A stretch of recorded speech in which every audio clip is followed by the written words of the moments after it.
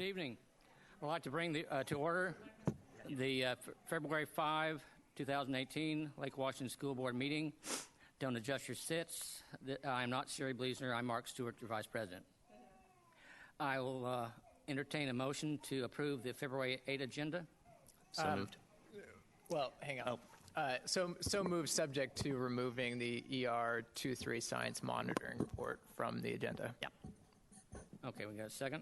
Yes, second. Okay. It's been moved by Eric LaLiberty, seconded by Chris Carlson, that we approve the agenda. All those in favor signify by voting aye. Aye. Aye. Opposed? Good. Hearing none, motion carries. And as for our host school, Dr. Pierce, would you like to introduce our host school this evening? Yes, thank you, Mark. We're so excited tonight to have Lake Washington PTSA Council here. And so our president, Liz Hadreen, is here. And in addition to the PTSA Council update, we're really pleased to have our Reflections celebration this evening. So with that, I will turn it over to Liz. Welcome, Liz. Thanks for being here. I didn't get this set up. Hi, is that okay? Thanks for having me here. I'm Liz Hadreen. I'm president for the Lake Washington PTSA Council. If you're not familiar what PTSA Council is, it's kind of, a council is a group of PTAs, and our council is the Lake Washington School District.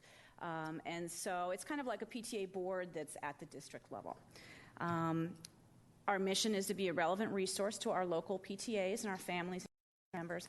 And like all PTAs, part of our mission is to advocate for the health and well-being and education of every child. So I'm just going to give a little update about what it is that we do generally in a quick way, and then just talk about some of the new programs that we have going on this year, because we've got some great things that we're doing. One of the big things that a council does is we support the 41 PTAs of the school district. Anyone who's been involved on a PTA knows that it's not actually easy being on a PTA. There's a lot to know. So the council board of directors is made up of experienced PTA leaders from around the district, and we've all done our time at the local PTAs. And we come up to the council board and we provide support and training and mentorship to all of our PTAs. So if they're trying to, file their taxes and they don't know how, they call us up and we can help them. If they're trying to implement some kind of a program, they need some support, they call us up and we help them. So that's a big part of what we do. We're also, I feel like in your local PTA is like this as well. Your local PTA is kind of a bridge between the parent group and the school administration. And I feel like our PTSA Council is like a bridge between our PTAs and the families and the district in terms of communication going back and forth. And I feel like this year we've had a lot of great events where the district leadership have come and talked to parents about choice schools and graduation requirements, and they've been really well received, and we really appreciate the support from the district because parents are, looking for information. We do a lot of programs that kind of make sense to do at a district-wide level, like parent education, or we do monthly speakers for parents of kids with special needs. So rather than each school trying to implement that, we do it at the district level. And PTA is an advocacy organization, so we provide a lot of help to our PTAs on advocacy. We do a lot of advocacy ourselves, and I'll touch on a few of the advocacy programs we've done this year. So we have 41 PTAs in our council in the school district, and we have 2 new elementary schools in Redmond, and we are already starting the process of creating 2 new PTAs at those 2 schools. There's a whole process for doing that. You have to have several meetings. PTAs are actual legal corporations, so there's all kinds of paperwork and stuff that needs to happen in order to become a PTA. So the first step is an information meeting where there's a representative from Washington State PTA who comes to the community and talks to the parents, and it's supposed to be a Q&A and a sharing of information, and part of the meeting is supposed to be the parents deciding whether or not they want to have a PTA. So we held the meeting for the 2 Redmond schools on 2 different nights here, and parents were coming in and kept coming in and coming in, and there was no discussion of whether or not there was going to be a PTA. I mean, everybody came in with, yes, we want a PTA. We ended up having over 50 parents at each meeting. And anyone who's ever been involved in PTA, to get 50 parents from one school community at a PTA meeting is like, it just never happens. So, to me, it really showed the enthusiasm for PTA that these parents have. It shows that they've already had a really good experience with the benefits that PTA brings to their schools and their community. And I think they really were espousing the mission of PTA, which is, to look out for all kids, their education and their well-being. So I was really, excited about that. We have 41 and soon to be 43 amazing PTAs in our district. We're really fortunate. And you know what? Not every school district can say that. We have really talented and hardworking people.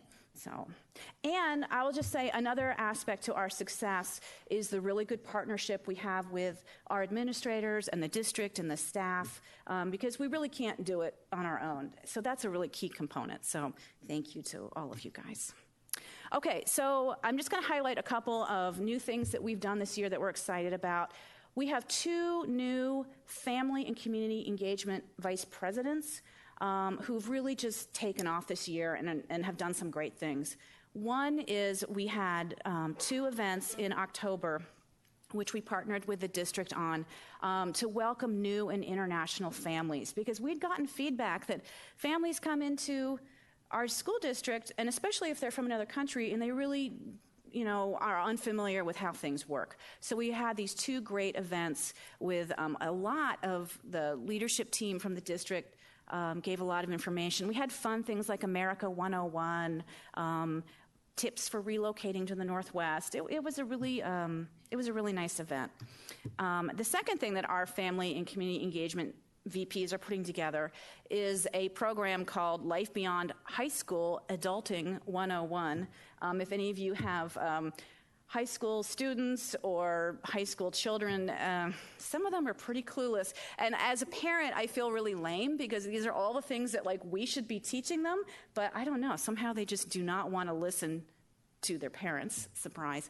So we're putting together just skills that kids are going to need to know. And this is going to be in March. It's on a leap day, so it's kind of an experimental thing, but just life skills for kids to learn. So that is coming up, and we're kind of excited about that. Okay, advocacy. PTA is an advocacy organization. I just wanted to touch on Melissa Stone, who's sitting back there, put together a really professional candidates forum in October. You might remember the 45th district race was very heated. And so, and we also had a school board race. So Melissa worked really hard to put together a candidates forum. And after it was over, she got feedback from Jin Young England's campaign staff that it was one of the most professional candidates forums that they had been to that fall, which, considering she must have gone to 1,000, I think was really high praise. So, that's the kind of thing that we do at Council, is this kind of information for our community. I don't know if you're familiar with these signs or have seen this or, anyway, this is another big piece. And I really wanted it to just get bigger and bigger, but I couldn't make that happen. This is a big piece of what we're doing this year, is the bond and levy. And the PTAs are doing a great job in their schools. They're really kind of the backbone of the communication to the parents and the sign waving and everything that's going on. So we really appreciate our PTAs. Another thing I wanted to touch on, we have a special needs group for our council. This year we have 2 chairs who are really reaching out to the individual PTAs and trying to get special needs chairs at the individual schools, because every month they have a speaker and they have a parent group meeting and they do networking, and they really want to, there are thousands of special needs kids in our district, and we really want to bring those parents in together so they can meet each other and learn and do what they need to do to help their kids. One last thing, scholarship program. Last year we completely revamped our scholarship program, so I just wanted to give a little update on how that went. It went great. We had double the number, It went very well. We were pleased. We had double the number of applicants that we'd had the year before.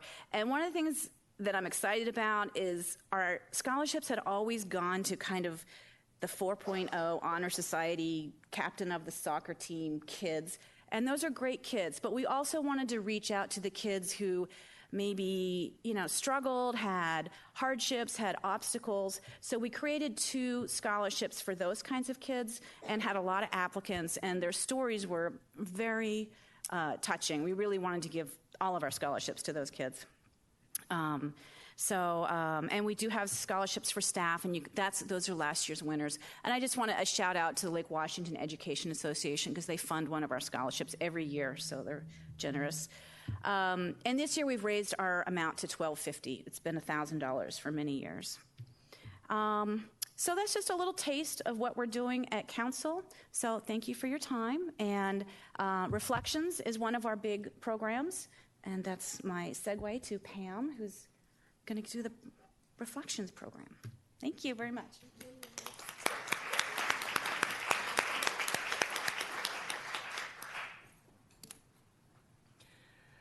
We'd now like to recognize our National Board Certified Teacher. Oh, I'm sorry. My apologies. That's okay. Hi, my name is Pam Hay, and I'm the Council Reflections Chair. And I love supporting this program because I get to see how creative and talented our students are in our district. And I'm always amazed at their interpretation of the theme. And this year, it's Within Reach. And these are just some general things I've taken away from artist statements. So we had about 1,200 students participate in our district, and after judging at both the school level and the council level, we had 89 entries go on to the state level of the competition, which is happening right now. We should know the results of that in March. And our open house was very well attended, a very fun event. And I'm just going to get right to it. We have 4 students here tonight who are going to introduce their entry. They are all award winners, which means their entries are now at state. And I'm going to start with Victoria, who won the Outstanding Interpretation Award for Film. Let's see.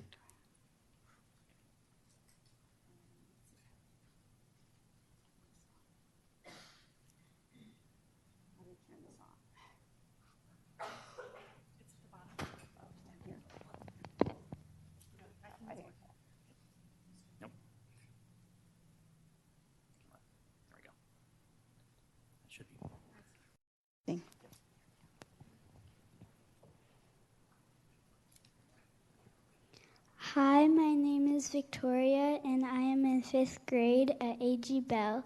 My project is the theme because the main character in my film cannot walk, but she believes that walking is within reach. By the end of the movie, she achieves her goal. This project is dedicated to Miss Owen because a similar thing happened to her, and she is able to walk now. Thank you.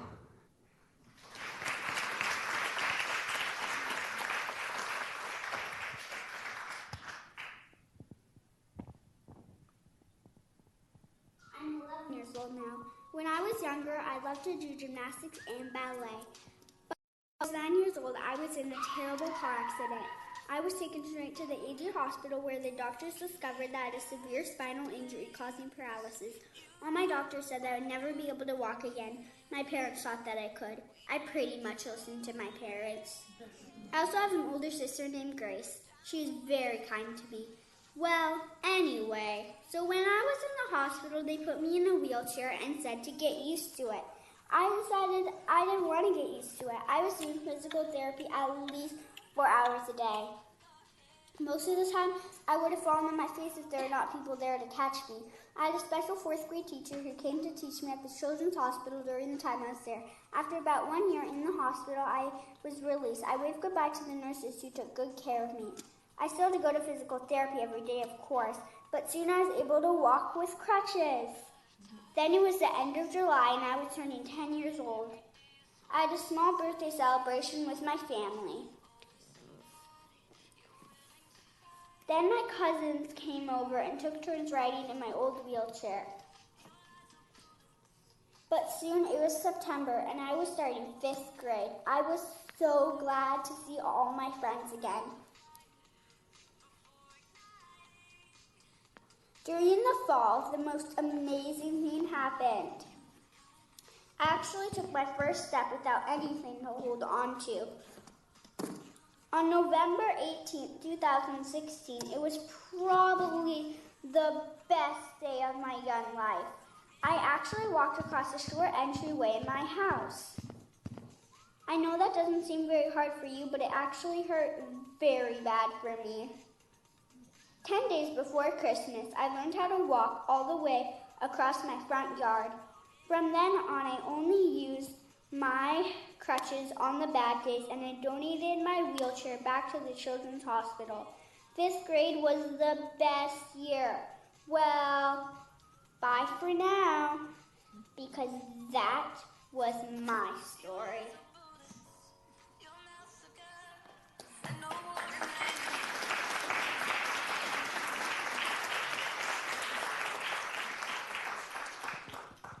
Okay, now we're going to have Sophie Rose come up, and she won the Award of Excellence for her dance.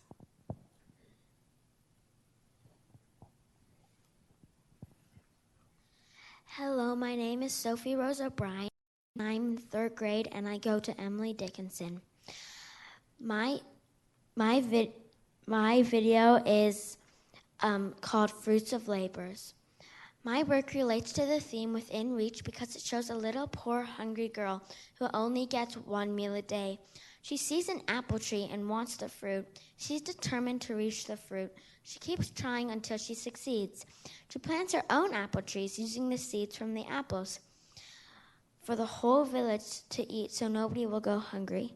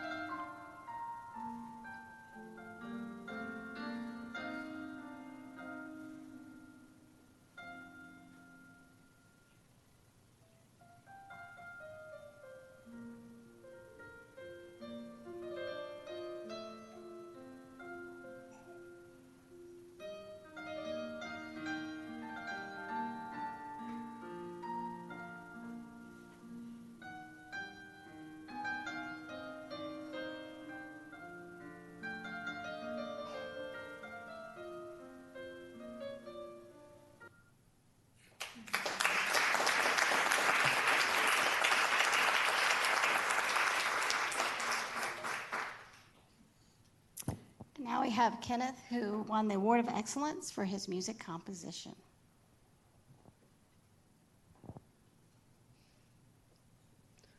Hello, everyone. My name is Kenneth Ma. I'm a junior at Redmond High School, and my composition for this year's Reflections is titled Short-Lived. With its relationship to this year's theme, my artist statement.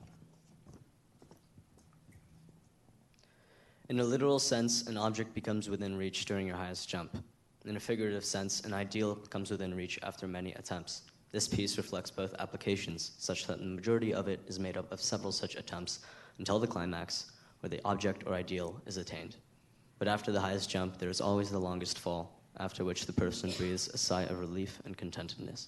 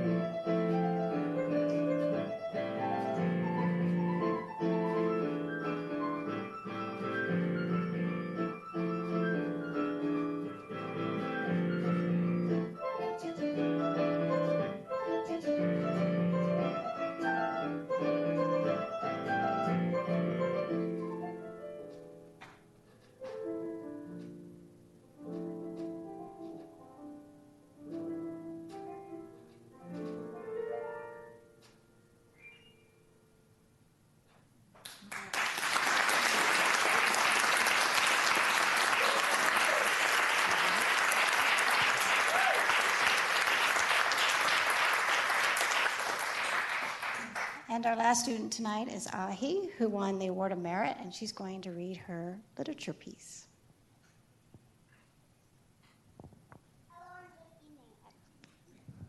Hello and good evening, everyone. My name is Ahi Agrua.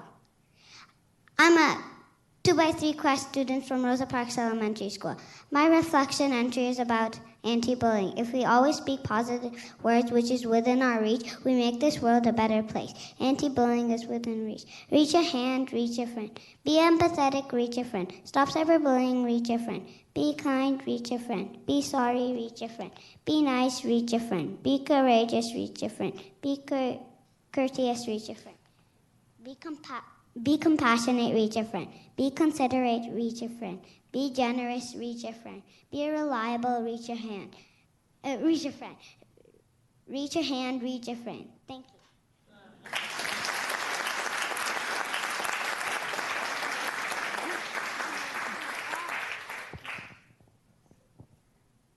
So we can have one more round of applause for our students. They did a great job.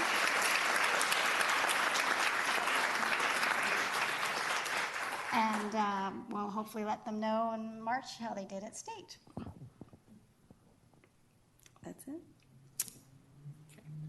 Thank you all for sharing those great creative reflections with us. Those are fantastic. And to be able to perform in front of a crowd of folks that you haven't ever seen before in your life, that takes courage. And now to the part that I thought we were already at earlier. Would like to recognize our National Board Certified Teachers. So I'll ask Stephen Bryant to step forward and make those presentations.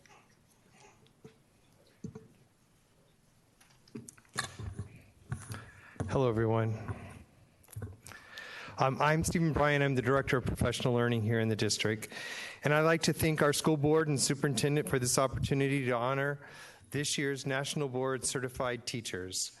Created in 1987, the National Board for Professional Teaching Standards is an independent, nonpartisan, and nonprofit organization devoted to advancing the quality of teaching and learning. National Board certification consists of successful achievement of 4 components. The first component is an assessment of the teacher's content knowledge. The second component is a portfolio showing student work that has been done in the classroom and teacher feedback on that work. The third component is 2 videos of the teacher in the classroom showing lessons taught and the interactions with and among students. And the last component is a portfolio of a reflective work that the teacher does outside of the classroom that translates work from the classroom. The last 3 components are assessed by a national panel of trained peers. Washington State and the Lake Washington School District continues to be a leader in increasing the number of National Board certified teachers. Numbers released by the National Board of Professional Teaching Standards show that Washington has the most new National Board certified teachers of any state this year. That's 1,434 teachers. The total number of 10,135 National Board certified teachers makes Washington State the 3rd in the country overall. This year, Lake Washington School District has 44 newly certified teachers that we will recognize today. This brings this count of Lake Washington School District Board certified teachers to 313, which is 5th in the state. Certification is a 1 to 5 year process. According to the National Boards, completing the certification shows that each teacher knows and practices the definitive standards of accomplished teaching. Chris Reichtel, the Superintendent of Public Instruction for Washington State, says, "It takes a lot of sustained and intentional work to become a National Board certified teacher." In addition, Governor Isley said Washington's teachers are some of the finest in the country, and this additional certification will make a tremendous difference to their students, schools, and communities. I'd like to note that the success of our National Board Certification Program rests on a strong partnership with the Lake Washington Education Association. We are thankful for this partnership. We are very proud of our new National Board Certified teachers, and in addition, 17 National Board Certified Renewal teachers that we'll also recognize this evening. We are pleased with this opportunity to recognize them for their hard work and achievement. At this point, I'd like to introduce Kathy Colombo, our lead National Board facilitator.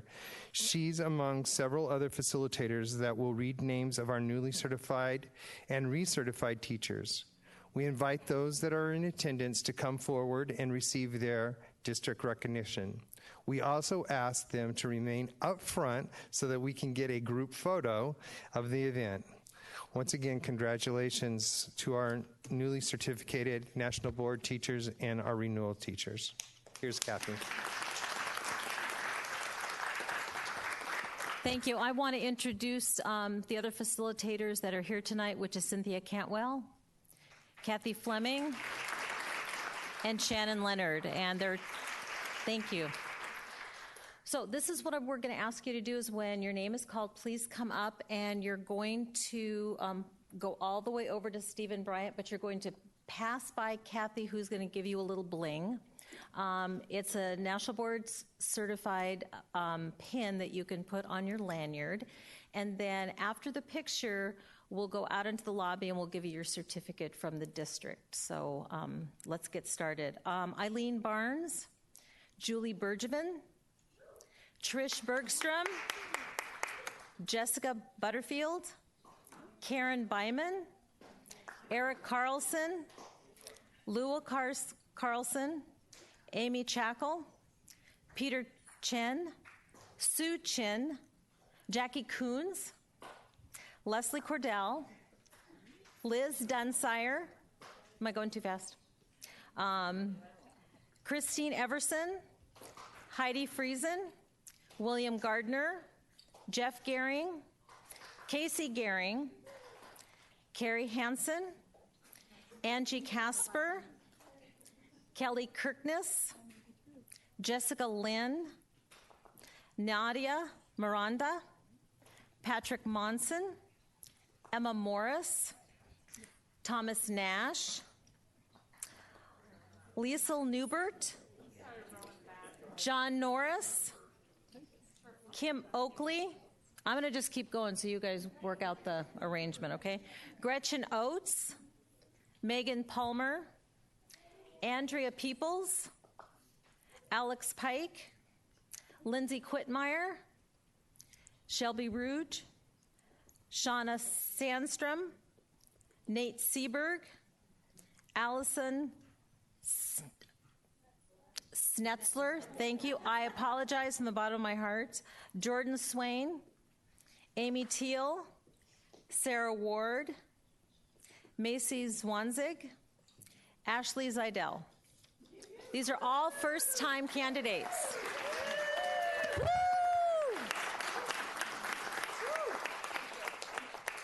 Renewals, Kate Allender, Jamie Braun, Audrey Faulkner, Suzanne Hansen, Sandra Hoffman, Steve Hinden, Laura Dean, Marion Mays, Greg McDonald, Andrea Newell, Andrea Packer, Pete Saxby, Ruth Schemmel, Victoria Castaneda, Shannon Leonard, woo, Renee Levine. So congratulations.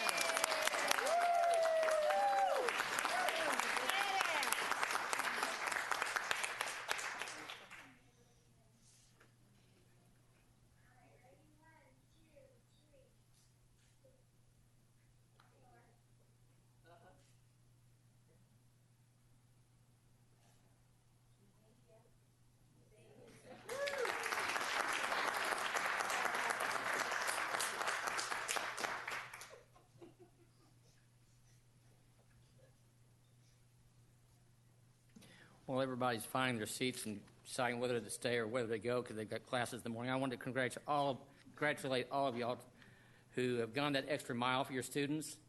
And in particular, I mean, you all wonder some days if you've gotten through to any of the kids, and you don't really know if your fruits of your labor are showing that day, but a few of them kind of take a little while to blossom. And one of the teachers tonight was one of my son's teachers and was teaching him photography. My son is a special needs student. And he couldn't disseminate between all the pictures that he was facing. If you asked him, is there a tree in the picture? Is there this? He really couldn't say. But after his photography class, he started picking out.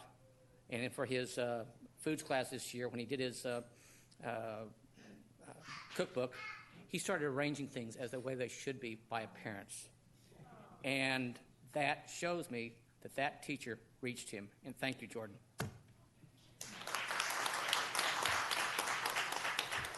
Yes, thanks all, and we are not offended if you get out of here because we know you've got an early morning. Exactly. I don't believe we have any public comment for the evening, but we do have proclamations. And I'm going to have where'd my script go? There it is. I'm going to have Cassandra Sage read the proclamation for our CTE month, February through the 1st to the 28th. Okay, proclamation. Whereas career and technical education offers students the opportunity to gain the academic, technical, and employability skills necessary for true career readiness, and whereas students in career and technical education programs participate in authentic, meaningful experiences that improve the quality of their education and increase student engagement and achievement. And whereas career and technical education provides students with career exploration opportunities earlier in their educational experience, which enables them to make informed and beneficial decisions about their academic coursework, as well as the pursuit of established programs of study and career paths.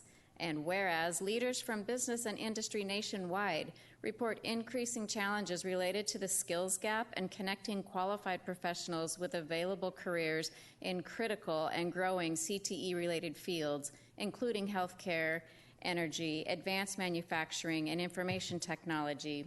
And whereas career and technical education prepares students for these and other fulfilling careers by offering integrated programs of study that link secondary and post-secondary education and lead to the attainment of industry-recognized credentials, and whereas ensuring that employers have access to a qualified workforce is a crucial step in ensuring productivity among the business and industry communities, as well as continued American economic growth and global competitiveness. And whereas Lake Washington School District has approximately 6,373 students participating in 129 different career and technical education course options taught by 88 career and technical education teachers, therefore, the Board of Directors do hereby proclaim February 1st through the 28th, 2018 as Career and Technical Education Month in the Lake Washington School District. Signed by Dr. Tracy Pierce, Superintendent, and Siri Bleasner, Board President. Thank you, Cassandra. I'd also like to have at this point Eric LaLiberty read the proclamation on the National School Counseling Week, February 5 through 9. Whereas Lake Washington School District's 82 school counselors help students reach their full potential, and whereas school counselors are actively committed to helping students explore their abilities, strengths, interests, and talents as these traits relate to career awareness and development, and whereas school counselors help parents focus on ways to further the educational, personal, and social growth of their children, and whereas school counselors work with teachers and other educators to help students explore their potential and set realistic goals for themselves, and whereas school counselors seek to identify and utilize community resources that can enhance, complement comprehensive school counseling programs and help students become productive members of society, and whereas comprehensive developmental school counseling programs are considered an integral part of the educational process that enables all students to achieve success in school. Therefore, the Board of Directors do hereby proclaim February 5 through 9, 2018 as National School Counseling Week in Lake Washington School District. Thank you, Eric. Thank you, Cassandra. Yes. Make a quick comment here. I mean, we're really proud in Lake Washington of our career and technical education program and our teachers, as well as our counselors, and it's very timely tonight because later in the agenda, we have a program report that is highlighting STEM, and many of our STEM offerings are career and technical education courses. And then superintendent's report tonight is highlighting our student services program, specifically how our counseling program works. So later in the program, you'll get to see some more specifics about both of those programs and just kind of highlight what great work is really happening here in the district. So thank you both. Thank you I think all. it's also great to have both of those proclamations in the same month because they feed off each other, to be quite frank. Without great counselors, they wouldn't get into these opportunities and we'd lose a lot of kids, and we can't afford to lose anyone these days.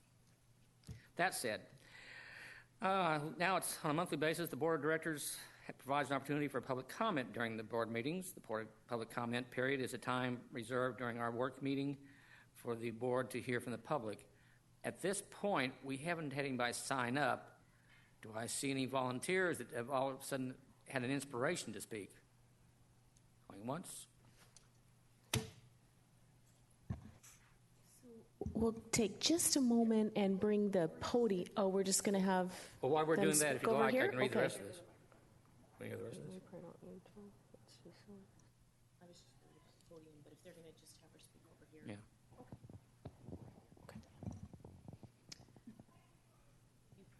do want to just, but we need the timer.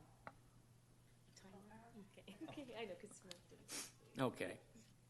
I'm Liz Hedreen. I'm a parent at Lake Washington High School.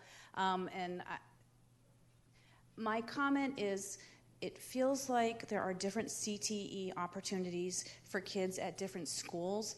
and my understanding is that it's based on whether the teacher has a particular certification. So I think this is going to be alleviated somewhat with the 7-day period. Kids are going to have more opportunities to take electives, but it feels like for some kids it's hard to get the CTE credit if they're taking music and a lot of academic classes. And I guess I'm always confused why things like chemistry and physics aren't CTE classes. It seems like that's a career and technical education. But it does feel like it's not necessarily the same across the different high schools, and I'm not always convinced of the equity of that. So that's my comment. Thank you. Thank you. Let's look. Thank you, Liz. I appreciate all your comments on CTE, and I share your concern about the having one class at one place and one at another, and not having everyone being able to have the same opportunity.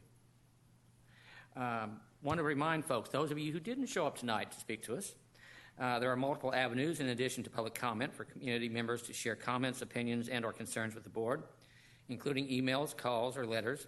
Please note that the public comment is not a question and answer session with the board, and the board and the superintendent will not respond to community members during the comment period, as our goal is to listen and learn from you.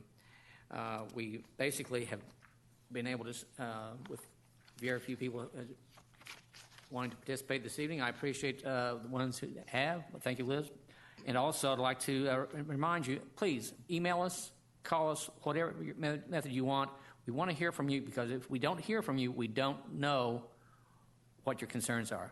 And that's when a gap comes to widen between the community and the school board, and we don't want to see that. We'll go to our consent agenda. I now entertain a motion to approve the consent agenda. Move approval. Second. Okay, it's now been moved by Chris Carlson and seconded by Eric LaLiberty. Dr. Pierce, will you poll the board? Cassandra? Yes. Eric? Yes. Mark? Yes. Chris? Yes. Okay. Dr. Pierce, will you please review the donations? Yes, this evening we have one donation, one very generous and large donation to highlight. So just so everyone knows, donations of over $1,000 come to the board for approval, and we read the donations as a way of highlighting and thanking the group for making the donations. So this evening we have a $21,977.75 donation from Samantha Smith PTSA to Smith Elementary to provide student scholarships and stipends for accelerated math, accelerated reader, and read naturally after school clubs, to purchase accelerated reader and math licenses, also for library supplies, extracurricular supplies, classroom supplies, and to support assemblies and field trips. So many after-school and enrichment opportunities provided by that very generous donation. And I'd like to personally thank those that participated in the gathering of that money for Samantha Smith. And every day and every week, I know that each one of the PTSA says the same thing, and we appreciate every penny, down to the 75 cents, if you will. Let's see. Now for our non-consent agenda, do we have any motions on the floor regarding that? Right, so we were moving that we postpone the discussion of ER23 science until Syria is back. Right, yes. Yep. Second?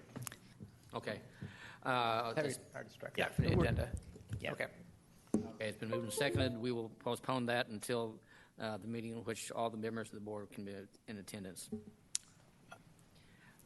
And we are also going to provide a copy to staff before we approve it. Minor detail. They'd like to also see what we're approving. So a sign or something. Let's see. Let's go on then to ER3. Our next item for the non-consent agenda is monitoring of board policy ER3, interdisciplinary skills and attributes. Dr. Pierce? Great, thank you so much. So this evening we have our final report in our series of end results monitoring reports.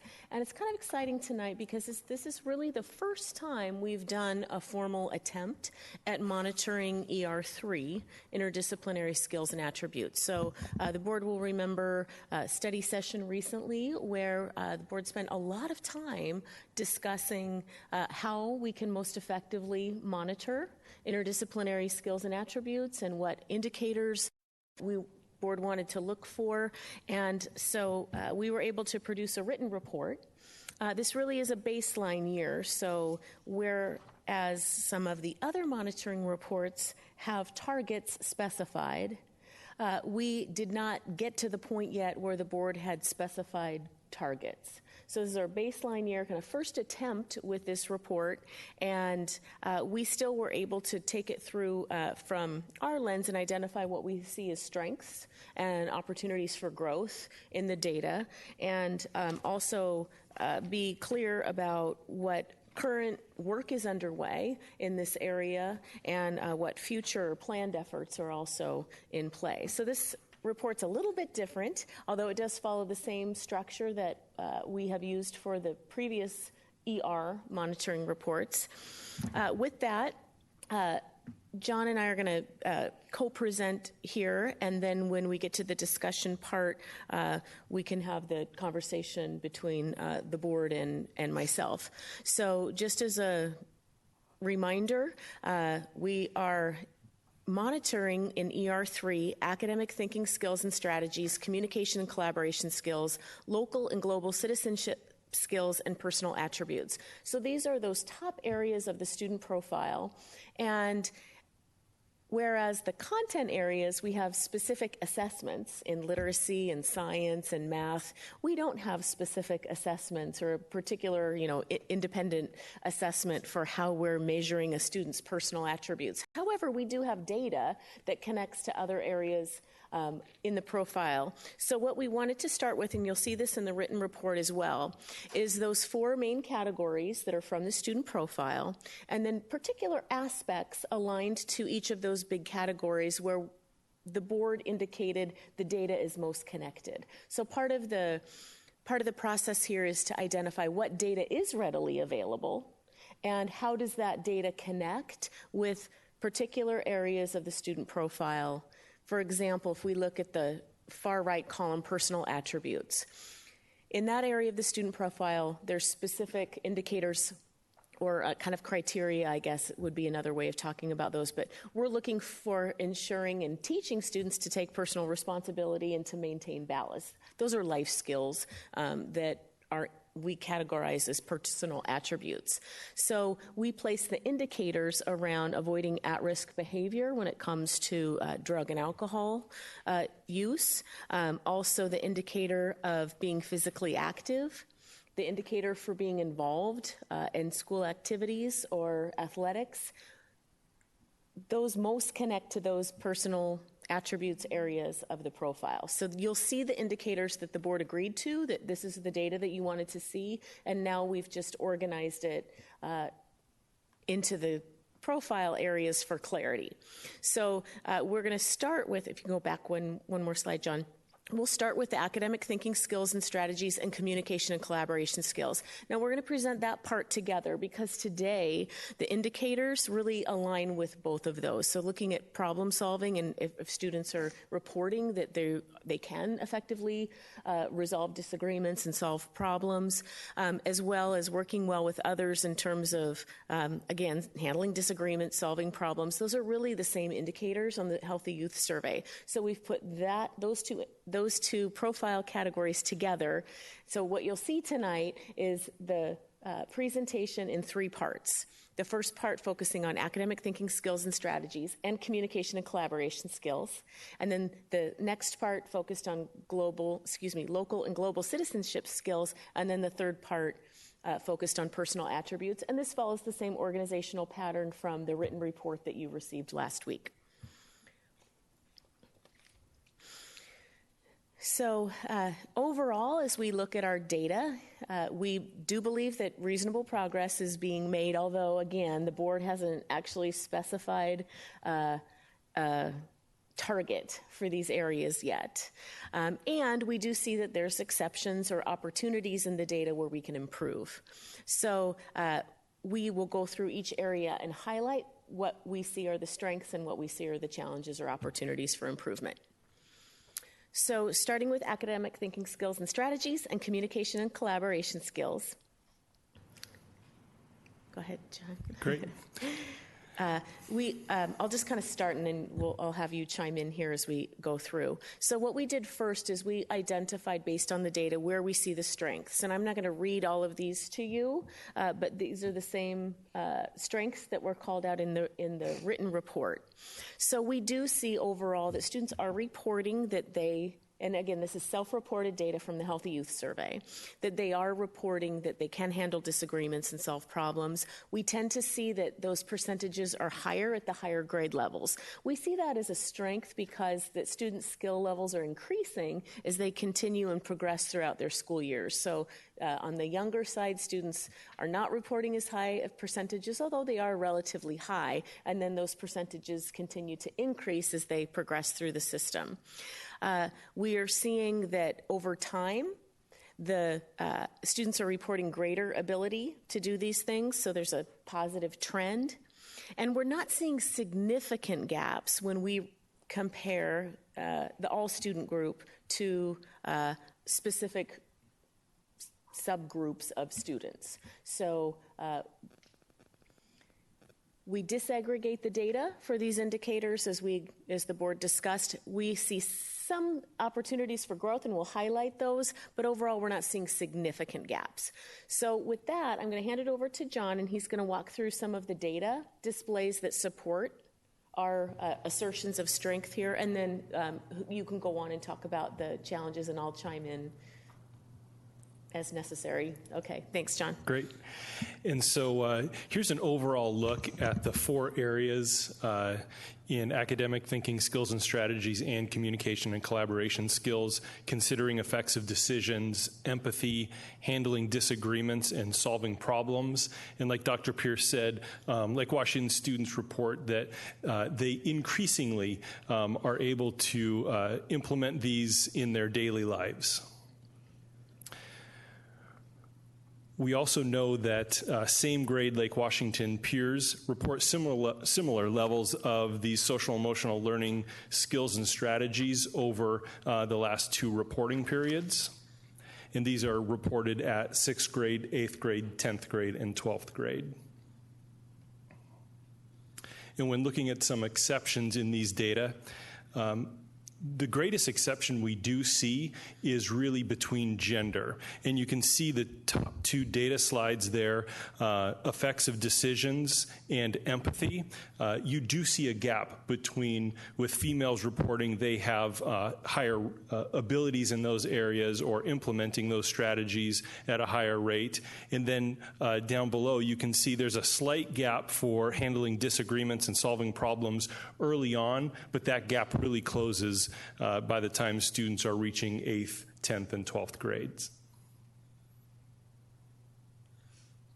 When looking at our race and ethnicity data, we see that our Latino Hispanic students are reporting that they are handling disagreements, solving problems, and considering effects of decisions at a lesser rate than their peers. But we also know that the error rates, the margin of error for our Latino Hispanic students in these data is significant. And so we can't actually determine comparisons, but we know that as the data plays out, this is how it's reported. And so some of the things that we're doing in these areas, current approach, the integrated behavioral health supports. We do have a contract with both Evergreen Health and Youth Eastside Services to provide school-based behavioral health supports. Our schools also have suicide prevention plans that address many of these issues. Strategies that are being implemented now.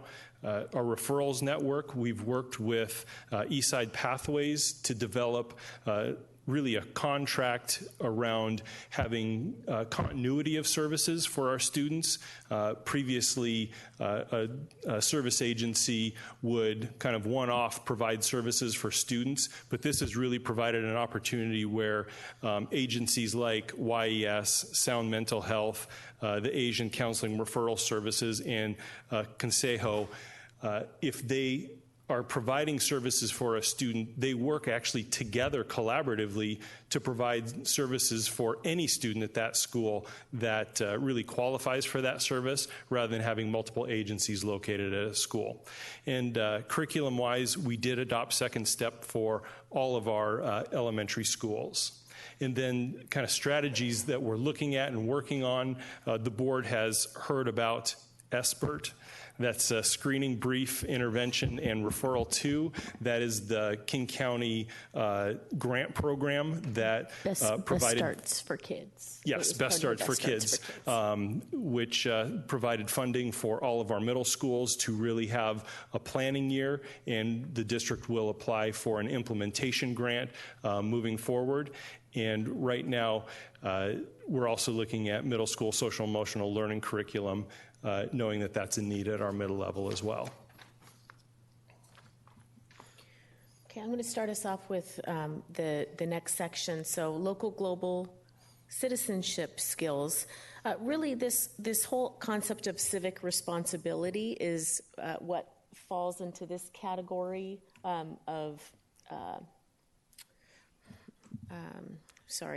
it fills into this category of local and global citizenship skills on the profile. You'll recall when we had this discussion, there's a lot in there about exhibiting, it's sort of what students would learn in a civics class, right? Now, we don't have a civics assessment or anything like that, but what we do have is ways to measure their own responsibility in terms of avoiding certain behaviors, right? Like avoiding chronic absenteeism. So the responsibility of coming to school and participating in school, or avoiding behaviors that are resulting in discipline. So the sort of civic responsibility of being a good citizen at school and avoiding behaviors that result in discipline. So that's where the connection here is. So the two indicators in this portion are really those two that the board indicated that they wanted to look at: chronic absenteeism and suspension expulsion rates. So when we look at our data, overall, it's very strong. When we look at how we compare with other districts, we rank fourth and second. You'll see the data here in a moment, in avoiding chronic absenteeism and exclusionary discipline, meaning that we have, again, we framed these for the report as in terms of avoiding those. When you look at the state data, it's all about having a low chronic absenteeism rate is a positive. Having a low exclusionary discipline rate is a positive. And so that's what we see, although we framed them in the positives here, so the numbers are high, which again is a good thing. We also, again, look at disaggregated data, and there's areas of strength and there's areas of opportunity. So we'll point out both of those in terms of strength. Our special education students rank in terms of exclusionary discipline is fifth amongst the 49 comparable districts, and we're on a positive 4-year trend. So that's a good strength. When we look at all the different race and ethnicity student groups, every group is having a positive trend for avoiding exclusionary discipline, and the ranks when looking at comparable districts are between 3 and 5. So those are positives, those are good things. And when we look at our ELL student group, we're not seeing a gap in avoidance of exclusionary discipline, and the rank for that student group is 4, and there's a positive 5-year trend. Now, we'll also point out some areas of opportunity when we get to that point, but these are really the strengths that we see when we look at avoiding chronic absenteeism and avoiding exclusionary discipline. So I'll hand it over to John. He'll walk us through some of the data slides and then can take it from there. And like Dr. Pierce said, we have framed these in the positive, and so we're not reporting here that 91% of our students are chronically absent. We're actually reporting that 91.2% of our students have avoided chronic absenteeism, and chronic absenteeism is defined as 10%, missing 10% of school, and or missing 2 or more days of school per month. And so you can see that Lake Washington students consistently perform similar or better than peers in comparable districts in avoiding chronic absenteeism and exclusionary discipline.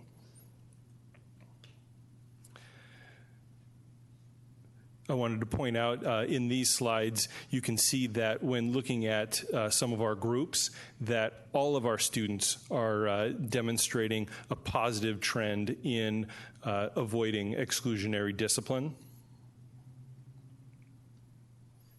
And then looking at some of the exceptions in the data, you're going to see some of the similar data slides that you just saw, because while on the left there are students receiving special education services, while there's a positive growth in avoidance of exclusionary discipline, we still see a gap over those 5 years.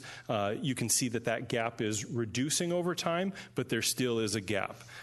Additionally, on the right-hand side, you can see that the avoidance of chronic absenteeism has remained constant over the data periods, with the gap remaining constant as well. And that's a point of concern for us.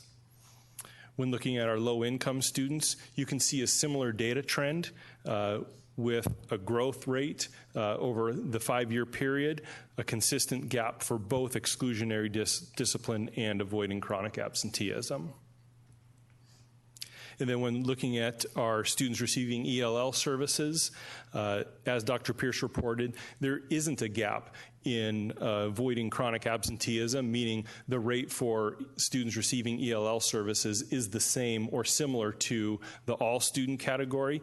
But in terms of avoiding chronic absenteeism, you can see there's a bit of a gap over time, with the last data period actually having a larger gap. And again, these are the same data slides you saw just a minute ago. Positive trends for all of our student groups in regards to race and ethnicity over the last 5 years, but our Black, African American, and Latino Hispanic students are experiencing more exclusionary discipline than their peers, and there remains a gap. A similar gap is there for those same student groups in regards to avoiding chronic absenteeism. You can also see on the right-hand side, looking at our Asian student group, that they've actually seen a decrease in avoidance in chronic absenteeism over the last 5 years. So some of the things we're doing, I'm actually going to, in this first bullet point around our SIP process, I'm going to talk about current and strategies being reviewed or evaluated. Currently, all of our schools set school-level goals for discipline and attendance. As we're thinking about really trying to address these data that we're talking about, if you go to the far right, what we're discussing is, does it make more sense to have all schools set school-level goals around chronic absenteeism and avoiding exclusionary discipline? So being really tactical about, if these are the outcomes we're looking at, are our schools actually looking at the same things in their continuous improvement process plans? And then back to the left, we did a very robust attendance awareness campaign this year with posters, social media, videos, just talking about the importance of attendance, being at school, and actually showing our Lake Washington students in all of those campaign efforts. In-school suspension, keeping kids at school if they do need to receive an exclusionary discipline, keeping that discipline at school to the greatest extent possible allows us to keep them engaged academically, to provide support as needed when they're there. And then as far as referral services for students, having prevention specialists on campus also allows us to react and respond when a student is suspected of abusing drugs or alcohol. In the center column, there are new strategies. If you think about the data we just saw, we saw positive 5-year trends for avoiding exclusionary discipline and really kind of static data across the board for avoiding chronic absenteeism there wasn't a lot of movement in the data. And so things like our community truancy boards, that is a step before a student going to court in regards to their truant behavior, and the Community Truancy Board really is almost like a wraparound, really trying to understand the student's needs, the family's needs, and providing a different level of accountability prior to that next step. The Warrens assessment, it's a requirement of Washington State. We have to get approval from parents to be able to conduct this assessment, but this assessment can help us to identify whether a student is at risk of truancy when they're having challenges. And then additionally, the adoption of the second step materials for elementary also helps to support these areas. Again, I spoke to those 2 items under the SIP plans, and then we're also starting to use Power BI with our exclusionary discipline and our chronic absenteeism data to understand it in more real time. Okay, then the final section on personal attributes, again, focuses on maintaining balance and taking personal responsibility, which we have connected to avoiding risky behaviors in terms of drug and alcohol, and also participating in physical activity, athletics, and activities. So those are the indicators that you'll see reported here. Overall, and I think we have a typo that I'm noticing, but you can help me if I'm looking at this incorrectly. So when we look at the data, the trend data does show that there's increases in students avoiding harmful substances. So when we look, and you'll see the data slides here in a minute, for sixth graders since 2010, 8th graders since 2010, that's a positive. I think the second bullet, and this is my mistake, I think it should say students avoiding substance abuse has increased since 2010. Because if it decreased, that would be a bad thing. So just excuse the typo there, and we'll fix that on the second bullet. And you'll see the data in just a moment. You'll see also that 90% or more of our grade 12 students report avoiding cigarettes or other illegal drugs. It's the highest avoidance rate for this age group. There's some other issues that we'll point out again. Also, when we look at participation in district athletic programs, nearly a third of our high school students participate. We see that as a strength. We do see students reporting similar levels of participation in physical activity since 2010, so that's not an area that's decreasing. We see that as a strength. There's still opportunity there. And also students are reporting similar levels of participation in activities. So again, one is physical activity and one is activities such as activities in clubs that would happen after school. So you'll see the data here. And we'll walk through both the data that supports the strengths and then the data that reveals some opportunities.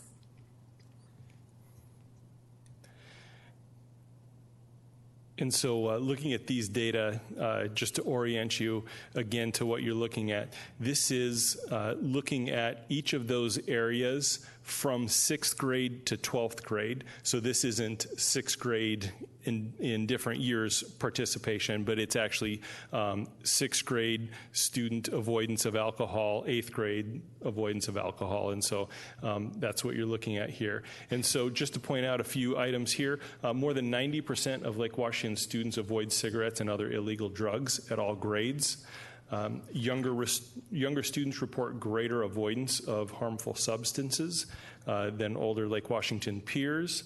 And students report less avoidance of alcohol compared to all other harmful substances. So while that's not a positive, it's something that the data does point out. And just again, you'll see later, with all of these where we can point out strength, there's also the inverse and some opportunity or weakness in the data too that'll come up later. And so, like Dr. Pierce pointed out a minute ago, Lake Washington students do report higher avoidance of harmful substances as compared to 2010. And so since then, there's been 3 data cycles, and so you can see, in general, there's been positive trends. When looking at both physical activity on the left and participating in activities on the right, under physical activity, Lake Washington students report higher rates of physical activity at younger ages, and the reporting of physical activity has really remained constant over the last 4 years for the different age groups. And in regards to participating in activities, our 6th grade students report the highest level of participation in activities. And it's interesting that our grade 8 students actually report the lowest on average participating in activities. So just something for us to note. Thinking about exceptions, again, we have a gender difference that I'll point out here. On the left, it's physical activity of 5 days or more per week, and our male students are reporting higher levels of physical activity than female students, with grade 12 showing the largest gap. And in participating in activities, our females actually are participating at a higher rate than our males, and the gap really is consistent across all grades.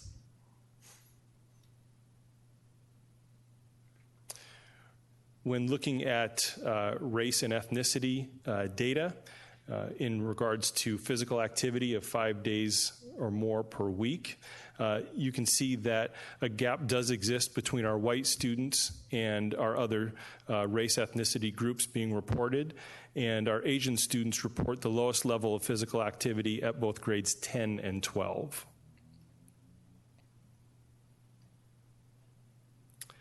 And when looking at participating in activities, there's a gap between our Asian students and our other student groups, with our Asian students reporting the highest level of participation in activities, and our Latino Hispanic students reporting the lowest level of participation. Again, we also look at the margin of error for these data points, which doesn't allow us to have true comparisons, but wanted to point that data out. So what do we do around these areas? We know our elementary students receive 2 30-minute PE sessions per week. They have between 45 and 60 minutes of recess daily. Our secondary schools, they have health as part of their curriculum, and with our middle schoolers taking 1 semester of health, high schoolers earning half of a credit. We have YES counselors assigned to our schools to provide support. All of our secondary schools offer athletics and activities for students, and our comprehensive high schools have established athletic equity teams. That's a team made up of school administrators, staff, students, and parents to really review all aspects of equitable opportunities for males and females in terms of sports and athletics. Strategies being implemented, we talked about this a little bit earlier in the study session. The issue of vaping is something that we really are trying to figure out right now, because not only is it determining options for monitoring and responding, it's actually being able to identify when students have a device that would lead to vaping. At the middle level, we're continuing the middle school athletic review to... Dr. Holman, I have to profess my ignorance. Is vaping marijuana? So, or is it tobacco? Is it both? It could be either or both. It could be either, because the device, there's like there's sort of like nicotine-based substance or whatever that you can put in there, or you could also vape marijuana-based substances as well. Okay. E-cigarettes is another term for these types of devices. Do we happen to know what is the most prevalent? I do not. Are you asking in terms of our student use? Sorry, yes. If someone is found to have a vaping device, is there some kind of dipstick test we can do and see what they're actually using, or how does that work? It's just turned over to the police, or? Right. I think it would be best for us to follow up. Yeah. Okay, just curious. The consequence would be the same. So if a student were vaping a nicotine-based substance, the consequence would be the same as smoking a cigarette, right? And if they were vaping a marijuana-based substance, the consequence would be the same as if they were smoking marijuana out of a different device. I'm looking at it more of a health concern kind of an issue. Just curious. And I think that's a great question, and one that we'll follow up on in terms of how can the administrator tell what's actually being vaped, right? Yeah. Thanks. Thank you for those questions. In terms of strategies being reviewed or evaluated, we did just implement a new sport for our females at the high school level with slow pitch softball, and currently looking at doing a survey regarding activities to really start to understand what students are looking for, interested in, and participating in, so that we can support that and build those activities and programs for students. Can I ask one more question about the chronic absenteeism? Is that unexcused absences or any absence 2 in a month?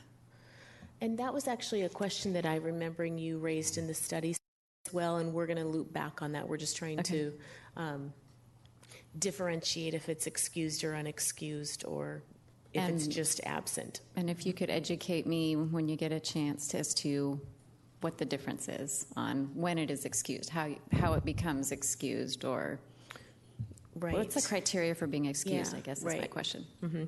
Okay. Thanks.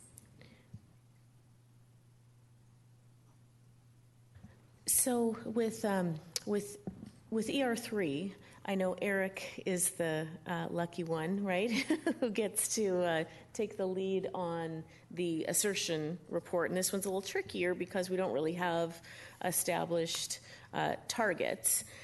However, this will be the time where the board could take a few moments to either ask any other clarifying questions of me, and then just have a little time for any board reflection that would be a precursor to what then the board would send to Eric, so Eric could complete the assertion form, which would then come back, and just for the benefit of everybody who's here, then that's the board's opportunity to say these are the priority areas we would like you to focus on for this particular area. So with that, I'll just turn it over back to you, Mark, for the discussion. Well, let me begin it with the comments.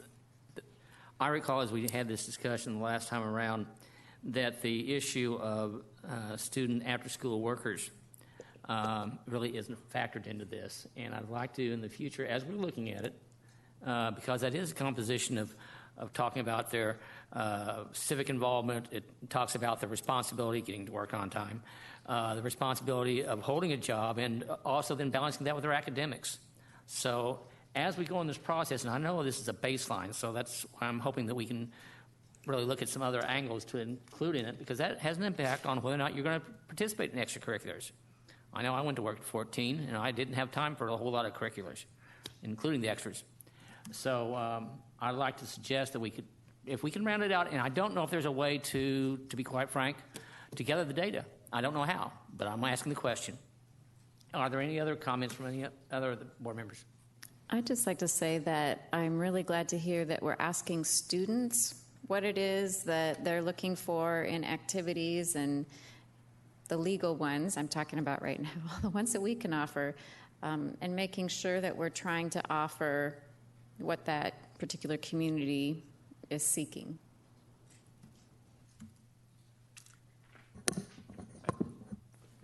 So, thank you, John. That was great.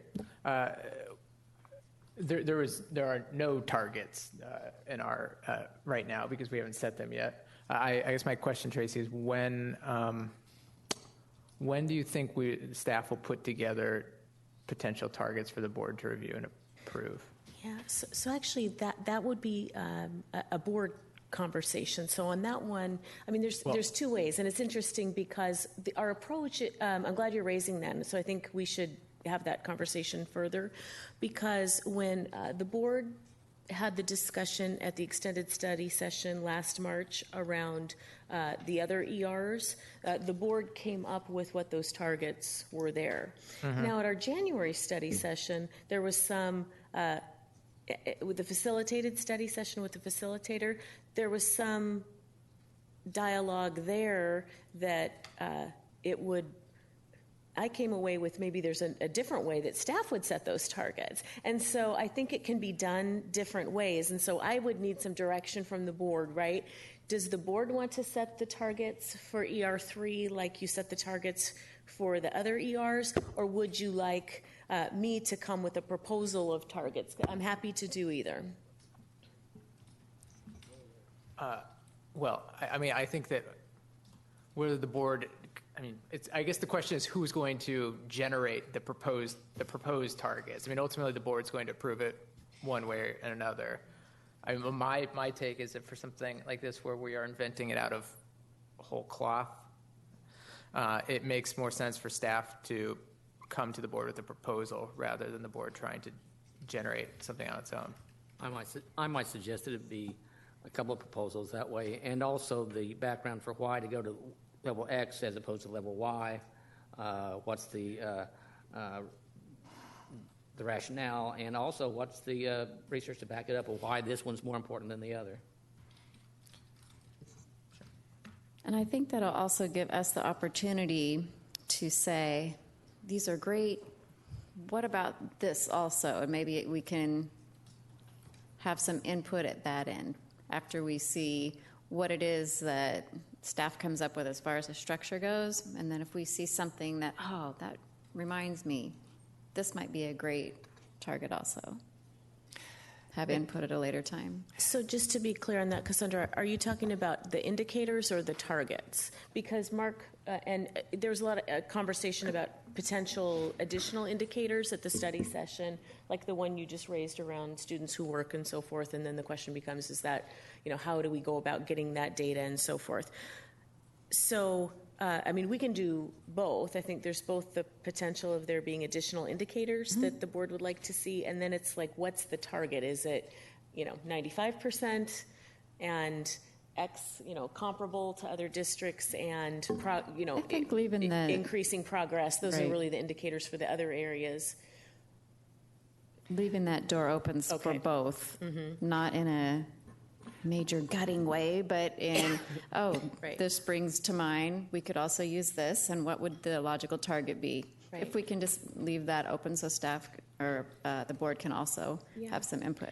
So part of what's been baked into the new process that we're using this year is for those indicators to be, for example, after we did literacy, I know there was some dialogue from the board around, we'd also like to see these as potential indicators. So then if that became part of that final assertion form, then that's going to mean next time around, next year when we do the ER report, those indicators that the board said we would like to see will get reflected in the next generation of the reports.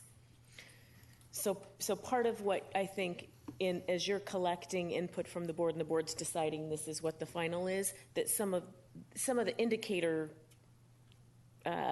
ideas for additional ones comes into that process. On the indicators, I can see how the after-school work might be a problem together. I would like to see us have more data or together data as an indicator on peer tutors. And Chris, we can do that for you. John, could you come back up here and Actually, the reason I'm doing it is because I want to flip back and forth between a couple of slides, and it's a lot easier for me to do it here than by remote control.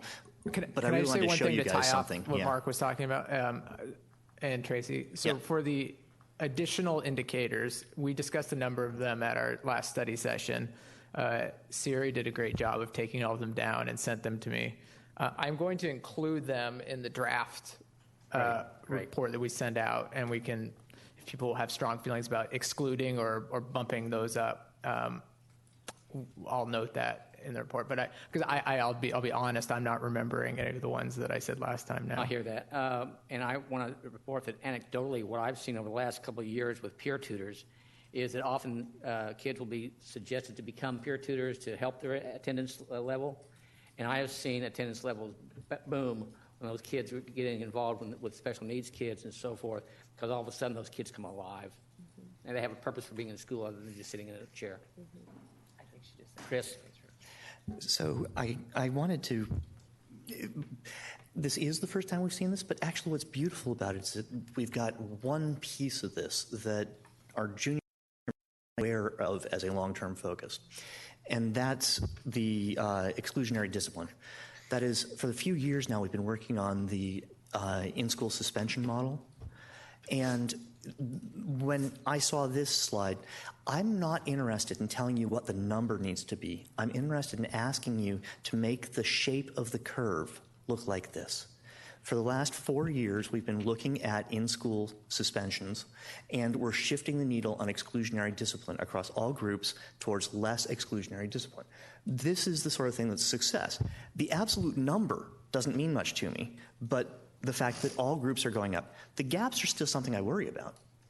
But so from your question about who sets the standards or who sets the targets, I'm happy to let you set the number targets, but this is what I'm looking for. When we're trying to move the needle on something, I really like to see this. And it's not something that happens in 1 year. This is something that's taken a sustained effort, and it has moved the needle substantially. So that made me very happy. Now, when you look at something like this, and the assertion is that we're consistently performing better than peers, well, we don't actually see that on this graph. And the chronic absenteeism is about as flat of a line as one can draw. I mean, it goes up from 90.5 to 91.3, down to 90.7, up to 91.2. I mean, this is a flat line. Where that flat line is not something I'm that interested in. I'm more interested in, is it moving towards where we want it to be? And so that piece of it, and this is something that's hard for me. When we're trying to set goals with you, are we setting goals for next year, which gives us a short-termist outlook? Or are we saying, look, this is an area where we really want to see you move the needle? And again, it's policy governance. We don't care how you move the needle. We just want to see a significant trend going in the right direction for those really important dimensions. Right. And it's interesting because, and again, this would be, further conversation we could have in March as we're looking at the ERs again and potentially the ELs. But that was sort of the approach for ER2, when we had that conversation. I remember last year in March, there was wanting to set a high aspirational target, and that's where the 95% came. And I remember very clearly Chris saying, it's not so much that I care if it's 94%, but are we trending in the right direction?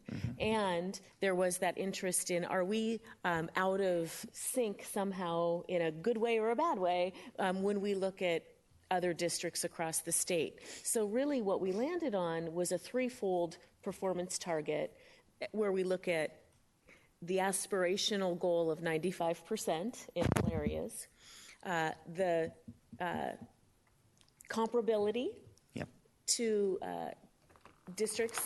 other districts in Washington, and then the third prong of that is trending in a positive direction.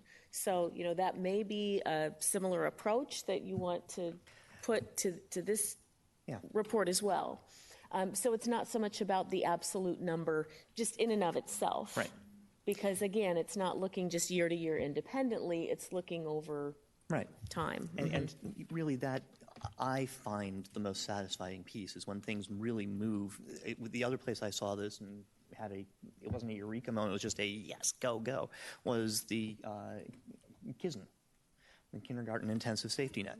That moved the needle, and it moved it over the course of a few years, but it moved the needle dramatically. And that's really, to me, we're good, but that's going from good to great.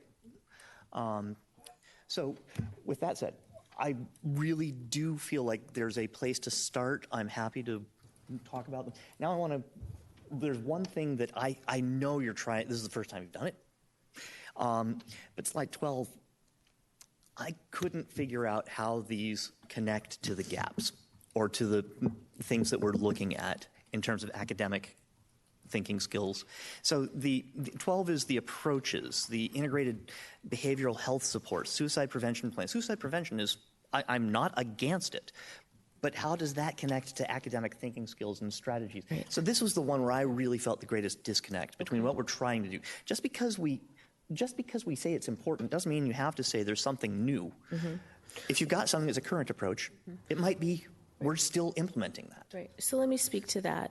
So the indicator, so we were having a dialogue at the last study session about connecting the dots between the profile area, in this case academic thinking skills and strategies and communication collaboration skills, with the data, the indicators that we have readily available from Healthy Youth, and where do we think it connects with what we mean by communication and collaboration skills, what we mean by academic thinking skills and strategies. There's one component, I'll call them components. If you look at the profile under academic thinking skills and strategies about solving problems effectively, and there's one component connected with communication and collaboration skills about working well with others. When you look at the indicator in terms of percent of students who know how to handle disagreements, solve problems, consider effects of decisions, and be empathetic, that's where it connected most to, so it's a little bit of a... I know. You know what I mean? Right. And so this is one where it's awkward because most of what you measured and presented is about communication and collaboration skills. It wasn't necessarily about academic thinking skills and strategies. Right. Although it was honing in on the solving problems effectively. Right. Right. And so... So just the connection, just to kind of connect the dots here. So part of what, if students are having difficulty solving problems effectively, there's supports for them at school through counselors. So if I'm having problems that I don't know how to solve, and maybe I'm having problems with my peers, or I'm making decisions that are affecting me negatively, who can help me at school? Who can help kids at school are really our social workers through Evergreen Health, our counseling staff, our YES counselors. So that's just to help. It might not be the best connection, but I just want you to understand why these are here. And this is why I wanted to mention it right now in the round, so that we could get the feedback on, because I actually see it now, but I need a piece of this presentation that's reframing the problem from the sort of the aspirational vision statement to the here's what we can measure, and here's how we're sort of defining what is being measured within that component. So breaking out the components would be useful. Okay, and so and again, first time out, it's always going to be, there's lots. Oh, no, there are always going to be glitches, and it's, So in the written report and in the beginning part, that's why I took the indicators and tried to backward map them into, because the board came to agreement on what the indicators are, but just trying to, like I said, connect those dots to what's there. Anyway, good feedback. This is helpful. And in terms of glitches happen. The previous slide. I don't know why there's 4 data points for the top category, there's 3 data points for the second, there's 2 data points for the third, and there's 1 data point for the fourth. These graphs have a problem behind the scenes. But it's the n size, right, of the group? So is that what you're referring to? Because when it becomes under 10, it's personally identifiable and not reported. The solved problems, the bottom right corner, Asians have a data point in 12th grade. The top right, whites have a data point. What gives? What happens with the Healthy Youth Survey is that we have fewer students actually taking the survey in 12th grade. So, we encourage students to take, but we do have better participation in the younger grades than the older grades. Speaking of someone who's a professional at sniffing out real interesting data from something that's a glitch in your program, it's really suspicious that you have 1, 2, 3, 4 data points in the top right corner, 2, 3, and 4 data points in the bottom left, and 2, 3, and 4. This is a glitch behind the scenes. It's not a glitch. It's not a glitch in your data. You're only getting one group coming through in 12th grade each year, and which group that is might be white, might be Asian, but Hispanics and Latinos, why would they only show up in 6th and 8th grade? We'll do a double check with Yeah. Tim and the data and just make sure that we're not missing something here. But anyway, on our end. it's But not yeah. a big one, but that one set off something's awry behind the Thank scenes. you. This is the same data that's reported in the grids in the report, and so the data isn't in the report either. And so it's not only the data slide, but it's also the report. So. Right, so if you remember on the data overview sheets in the written report, it'll just say not available, just because it's not available. Yeah. But we'll just do a double check and Yeah. make sure, yeah. Let's see. What were some of my other highs and lows? No, I've said the important thing. I'm personally about trends. And that also, there were a couple of slides where we had a trend. Well, there were 2 data points. There was 1 year and another year. I can't evaluate those. I don't find them useful at all. If at all possible, I always want to have 4 data points. And if there are more data points available, I want more. So 3 is just on the verge of me not being happy, and 2, just don't bother showing it to me. It just makes me grumpy. Which slide was that? I believe those questions were only asked the last 2 years. Yeah, and So it's the beginning of trend data that we'll build over time. yeah, just show me this year's data then, because it's not a trend. It's two samples. Anyway, let's see. For the avoiding substances, this is really going to be interesting. I'm glad on 25 that you have the slice through the data this year and seeing the trend. I mean, yeah, of course, younger kids are using less. That's reality. But it's the trends on the next slide that get my attention. It's on slide 26, particularly in the 12th graders. I don't know that I need to see all of the other grades broken out, simply because the 12th graders are sort of the worst case scenario. They're the cumulative product of our pre-adults becoming adult. Here's their behavior for these risky behaviors. Unless there was some trend where the 10th graders were going the opposite direction of the 12th graders, I don't really need to see. This is a lot more information. So Chris, than I on needed. that, just so you know, so I just want to make sure process-wise. So we built the report based on the consensus agreement from the board at the study session. So I just want to make sure that the board's knowing. So really, that's feedback not now going to me or to John. This is feedback, right, that should go to the board, because now Eric's going to take the lead on doing that report. And so I don't want to respond to what you're saying. No, that's fine. I mean, thank you for saying that, because Eric did not understand your point. So my point is that the trends in terms of drug use are, if anything, they're parallel between grades. The 10th graders are going in the same direction as the 12th graders, and we get the most information from the 12th graders because they're using the most. So I don't need to see the same data 4 times. That's my take on this. I'm interested in the year to year. Are we increasing or decreasing? I mean, I'm really going to be interested to see what happens to vape use over the next few of these surveys, because that technology is being adopted. And I honestly wonder if, I mean, the decrease in other illegal drugs, is that because we no longer consider marijuana illegal, or is it because vapes are available and easy? I don't know. So, but it's something where the trends, I lose the trees for the forest in this case, with seeing too many data points where really they're all telling us the same thing, that there is a trend towards decreasing overall substance use among our students. It's just this most visible in our 12th graders, and that's the group where I worry about the most heavily. I mean, I don't want to say, don't show us the previous slide, because I like seeing that from 6th to 8th to 10th to 12th. If our 6th graders were using as heavily as our 12th graders, that's a problem. That would be major warning bells. But as it is, that sort of confirms that that trend is there. Okay, great. Now let's look at the 12th graders. That's the most significant outcome. That's my take on these data. I'm going to back up for just a second and say, knowing that you have the information that was recorded from the last study session to put into this alleviates my previous concern. Okay. Chris? Yeah. You make a strong point. I'll tell you my gut reaction to that was that I think it is the earlier kids are using drugs, presumably the worse it is for them. Yes.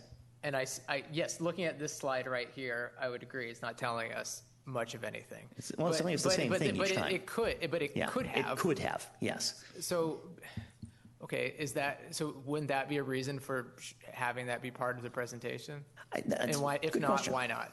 Yeah, well, it's something where I'm looking at it from the executive perspective of I'd like someone to look at it, but as long as they're all trending in the same direction, I don't need to see all of the 4 different graphs that show the same thing.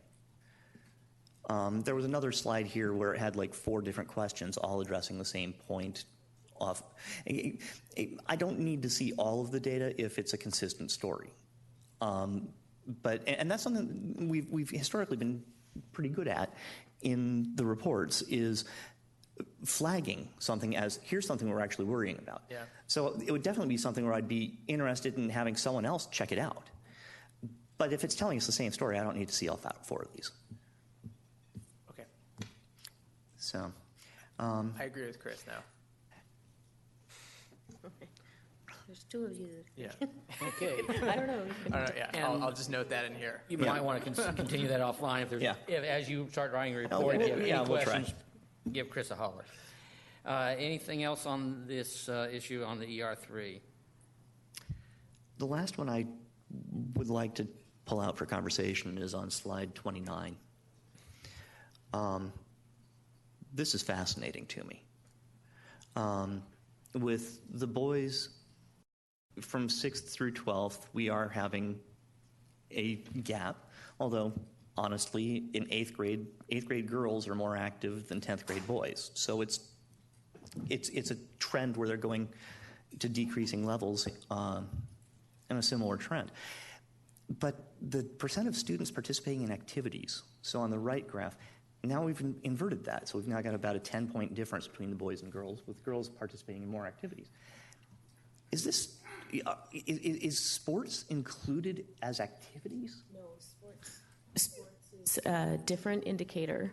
So, and we have that called out differently here. Yeah. So this, if you remember at the study session, you had the sheet that said, here's the actual question that's asked on the Healthy Youth Survey. Yeah. And so this is asking about activities, clubs, church activities. It's not just school activities, remember. And so it's not athletics. Athletics is a different question. And I believe it actually specifically calls out not athletics, if I remember correctly. Right. So in the written report, just specifically the question, how many, and again, it's a different question for 6 versus grades 8 through 12.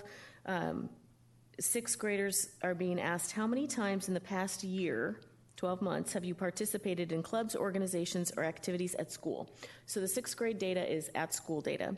Grades 8 through 12 are being asked, during the average week, on how many days do you participate in supervised after-school activities, either at school or away from school, include activities such as sports, art, music, dance, drama, or community service, religious or club activities. So it could be club sports versus district athletics. Yeah. So that's the differentiator. Anyway, this was fascinating to me because it's a pretty significant gap, 10 percentage points. And, trying to address it in Title IX, what made me wonder is the gap just because there's only so many hours in the day? If you've got kids who are already participating in a bunch of non-athletic activities, is that simply precluding them from participating in the physically active side? On this slide, and John, correct me if I'm wrong here, but the one is physically active, which may be physically active in any sort of way. Maybe I walk to school. If I recall the question, it was 1 hour a day. Yeah, it doesn't have to necessarily It's a high bar, mean actually. athletics, right, or district athletics. Yeah. There's the different piece of data that we were able to pull out of our student information system in terms of the percentage of students who participate in district athletics, which is where the whole Title IX piece would come into play. Yeah. So anyway, I'm fascinated by these. I appreciate the challenges of addressing Title IX. I'm glad that you are thinking down that road. And just, I would love to see more analysis behind where's this gap coming from. This is something I'm behind digging deeper. Tell us more about this story. It might be interesting to see in the, where were we, the activities. No, can we go back one slide, I think? Nope, never mind. Participating in activities, if it's the male-female difference between the two in the 12th grade, are you seeing an inverse number trend academically? So you have perhaps less activities, less participation in activities, especially sports activities. Is that inverse to their academic performance for the girls? I don't know. This is healthy youth data, right? And that's anonymized, so we can't link it back to academics. But do they self-report anything on academics? I don't know. Off the top of my head, I don't think there's. Yeah, I mean, there might be some vaguely academic questions. So, I agree with you, Mark. That would be cool. I just don't think they can do it. I don't know if it's possible. I just thought I'd bring it up because I too was trying to figure out a reason for the gap. Yeah. And that was the only thing I could come to be quite frank, off the top of my head in 2 minutes or less. Yeah. Okay. Anyway. Any more comments? Now I'm done. And is everything clear as mud for you? Yeah. If anyone has any additional thoughts, feel free to email them to me too. I will not put this together until the weekend. Okay. At the absolute earliest. Okay, our next agenda item is program reports. Dr. Pierce? Great. All right. So we have a program report tonight and a superintendent report tonight. And realizing the time, we'll go quickly on the program report. These are designed to be 10 minutes or less. First, we started this process last year, so a lot of the information is similar to what you saw last year. It's just sort of an update, and we'll highlight any significant changes and so forth. But the first program report, Matt will help walk us through here. It is just an update on our STEM efforts district-wide. So go ahead, Matt. We'll skip some of these that they've seen before. But this is our attempt to just make a clear connection and dig in a little deeper. For example, we do an ER report on math and science. Sometimes in those ER reports we talk about, as you know, touch on programs that we have, and we don't really have an opportunity to go very in depth. So these are that opportunity to go a little more in depth. And so go ahead, Matt, and you can go quickly through some of the parts that I will. Thank you. We've seen before. Good evening. It's great to be with you. I want to start by not being remiss in thanking Mike Van Orden, who's our Associate Superintendent for Student Academic Success Services, and his team, who helped pull a lot of this information together and did the legwork. So thank you, Mike. We start with what is STEM. 6 years ago, our district defined kind of a vision for STEM. I highlighted for you some of the key words that I wanted to focus on. That's the teaching and learning results of solving real-world problems involving collaboration and partnership with a purpose of building a better future. Some of the calls were that students would explore STEM-related professions related to their interest. There was equity of access, foundational knowledge that is across disciplines, and that students get a very important opportunity to present their work, to demonstrate what they've done.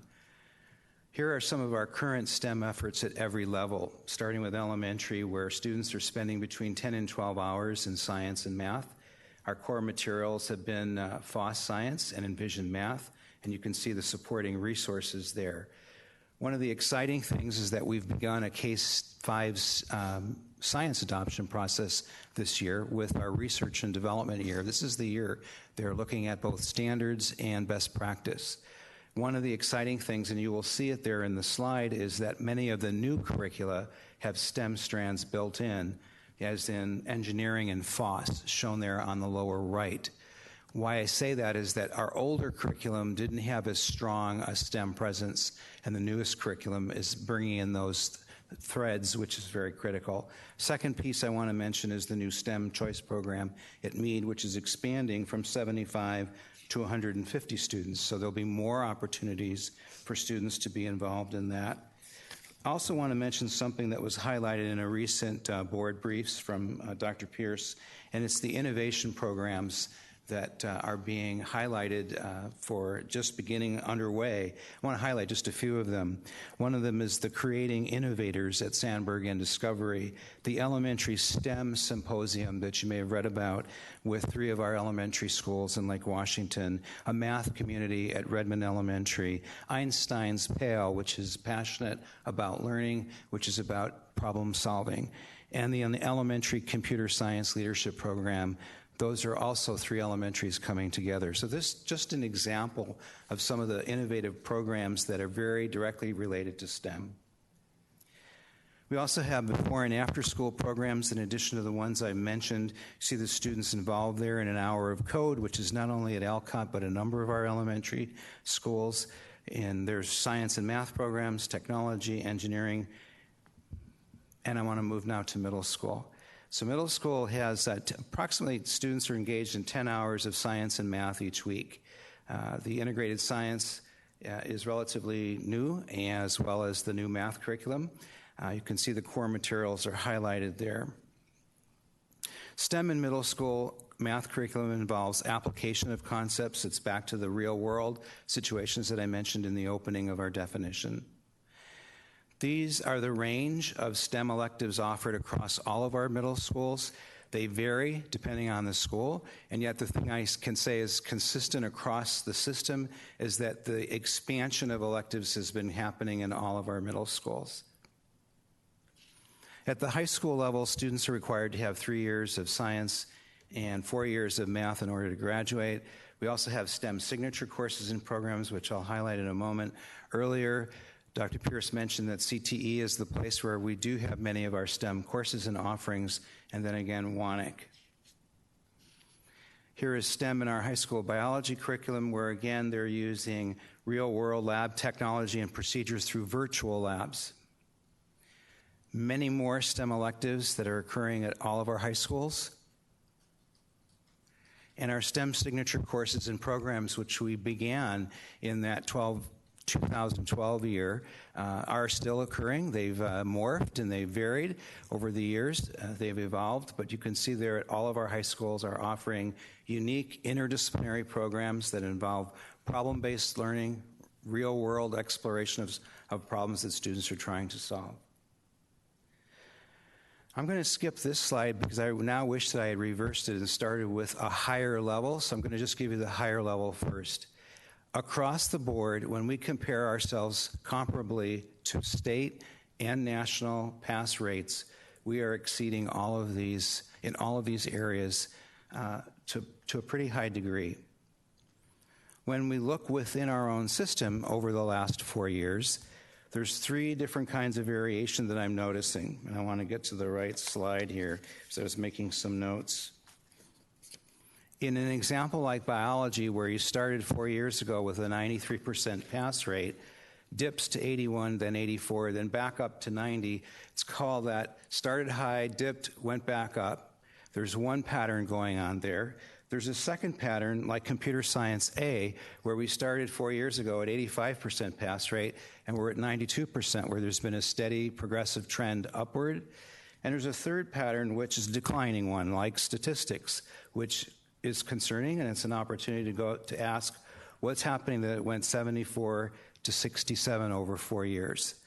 One of the things that I've had some preliminary discussion with our Director of Accelerated Programs on is how could we work with the College Board, which administers the accelerated program tests, to better understand how a district, when we look at how we're doing nationally and against the state, what could we do with our data to see opportunities to better understand what is this telling us? Because this is at such a global level. We're looking at not just an individual school, we're looking at the whole system. So one of the things we want to take as a sort of next steps is when we see a pattern where you start high, dip, jump back up, what is that telling us, and how should we be interpreting that? And I think College Board is going to give us, they have resources now on how to analyze results and what you could do with them, and I want to explore that further. One thing to point out quickly, too, you probably noticed the chart on the right where we also track the number of students attempting the exam each year. So statistics is an interesting one because that number has grown from 128 students attempting in 2014 to 186 students attempting in 2017, which is great. Whereas However, biology as went from Matt highlighted, though, 244 to 229 students. So there and again. it peaked a little in 2016. I was highlighting statistics because that would be something for us to potentially look at, is that we've got more students attempting, Right. Not as many students passing. Yes. Anecdotally, when kids don't want to take the second year of AP Calculus, they tend to go for AP Statistics. So I don't know if they're looking for that other AP class to fill out their resume, and that's why we're seeing an increase. You might, I don't know how you would measure that, but that's the word in the street. Finally, I want to highlight some of the partnerships that we have in STEM. Over the years, we have formed some pretty strong partnerships with 4 particular areas, starting with our Washington Alliance for Better Schools, where we offer STEM summer externships and have been now for the last several years. Our Ambitious Science Teaching Project through the University of Washington, which is partnering with them to help train our middle school teachers in ambitious science teaching, the Institute for Systems Biology in Seattle, and the Math and Science Fellows with the Puget Sound Educational Service District. This is truly a great partnership of using combination of both university and industry experts to help us make sure we're on the right track with where we're going with STEM and STEM knowledge for our teachers. And that is under 10 minutes, so thank you. Thank you, Matt. And Tracy, your superintendent's report? Yep, so I'm going to get a little assistance on this one as well. And we're going to be able to go quickly on this one, too. This is our annual update in terms of student services.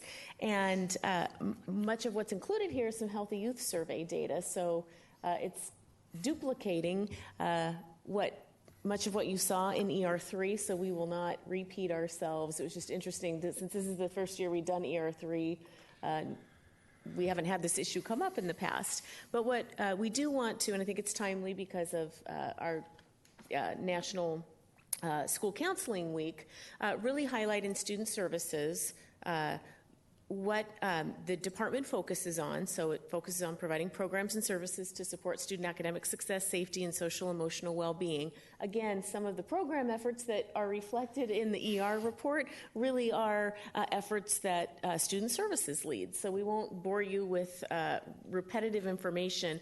We do want to highlight tonight, if you think about all the programs and services that are part of student services, it's our counseling program, our anti-harassment, intimidation, and bullying efforts, student discipline, athletics and activities, and attendance. Tonight we're just going to hone in on some of our K-12 counseling services, and we'll highlight any of the Healthy Youth Survey data that might not have been included in ER3, and we'll make this one go quickly as well. Like Dr. Pierce said, we are going to highlight the role of the counselor tonight in this report. And so, what does a counselor do? They really personalize education and supports. They promote and enhance academic, personal, social, and career development for all students. And they really do follow a national model. That model is called ASCA. And all of our counselors know that model, they understand that model, and they implement that model at both elementary and secondary schools. And ASCA is the American School Counseling Association, I think. It is. Okay. We have a full-time counselor at all of our elementary schools, and the things they do on a day-to-day basis, they're identifying ways to enhance student access to learning opportunities.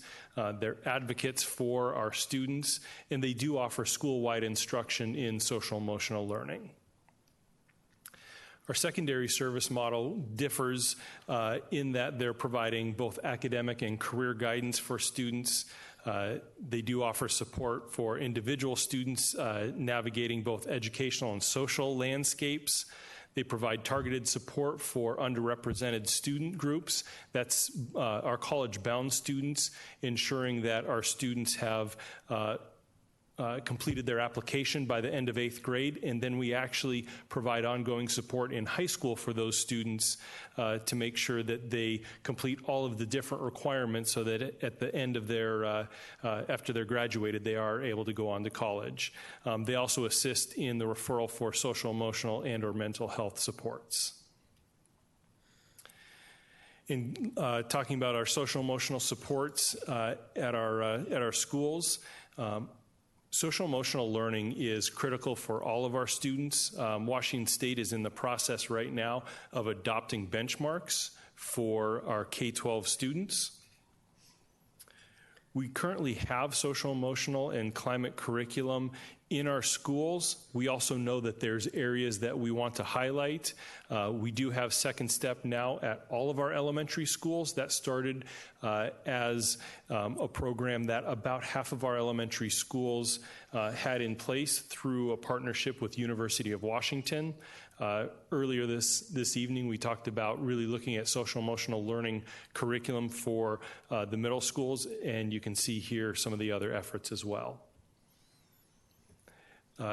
Some of our Healthy Youth Survey data, just to point out a few items here. This is the lowest reporting of bullying to date for our students. It's lower than state averages. Our students are reporting that they feel safe at school. We're seeing reports of less weapons, less fighting, and our students are also reporting lots of opportunities to be involved in school activities.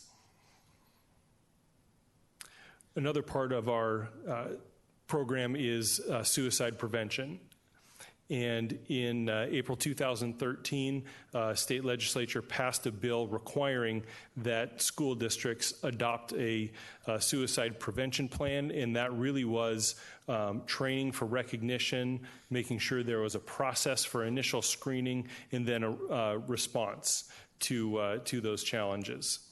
And so looking at our Healthy Youth Survey, it's compelling when 18% of our seniors let us know that they've considered attempting suicide, that 16% of our seniors have made a plan around suicide, and that 8% of our students are reporting that they have attempted suicide. So it is critical that we have plans in place, processes in place to be able to respond to our students in need. Part of that recognition is training for staff. And so as a counselor, nurse, psychologist, or occupational therapist or physical therapist, to be certified, they have to go through training around suicide prevention. Additionally, we've provided training for our building administrators and certificated staff around recognition and reporting, because we have a team of people at the school that know what to do when they receive a report, but they're not the ones that are interacting on a day-to-day basis with students. If a teacher recognizes and notices students in distress, it is their duty and responsibility to report that so that we can implement the plan.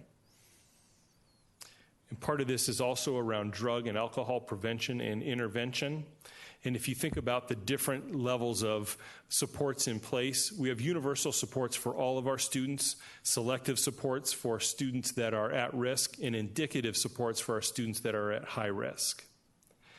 And the service model really is wraparound support for all of our students. I think the bullet that's missing here is our teaching staff, because they're the ones that on a day-to-day basis are seeing the students and actually referring and providing that necessary recognition. But our guidance counselors understand the early intervention and referral process. Our partnerships with Youth Eastside Services around chemical dependency. They provide dual certified staff for us to provide both mental health and chemical dependency support. And they also provide our risk assessments when a student is identifying self-harm. We also have contract and support through Evergreen Health, having social workers at our 4 comprehensive high schools. And so when you think about the universal supports in place, it's mental health and chemical dependency, and substance abuse education, which is embedded at both the middle school and high school levels. And each of our secondary schools does receive support from a contracted provider.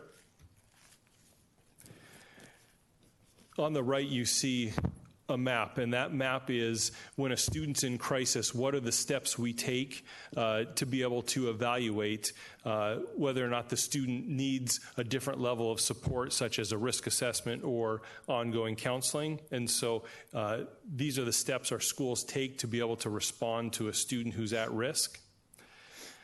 For our students that are identifying that they're at risk, we might engage them in small group supports run by Youth Eastside Services, our guidance counselors, or our social workers.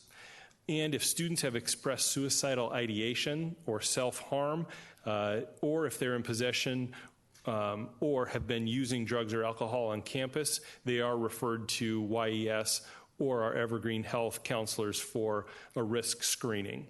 And that risk screening applies directly to that process of determining what level of risk our students are at. And then our students that are at most risk. We have processes in place to be able to provide just-in-time or real-time assessments of those students so that if they are presenting high risk of self-harm, that they get the support they need immediately and it isn't delayed. And so those supports are in place at all of our schools, and we couldn't do that without our local agencies providing those supports and really working with us around the needs of our schools and our students. It's also important to point out that we have students that aren't able to access private support, and so working with our community agencies and providers to identify those supports needed, there's times where they'll come into our schools to provide that support for students. And so these are the data you saw earlier this evening around substance abuse or avoidance of substance abuse.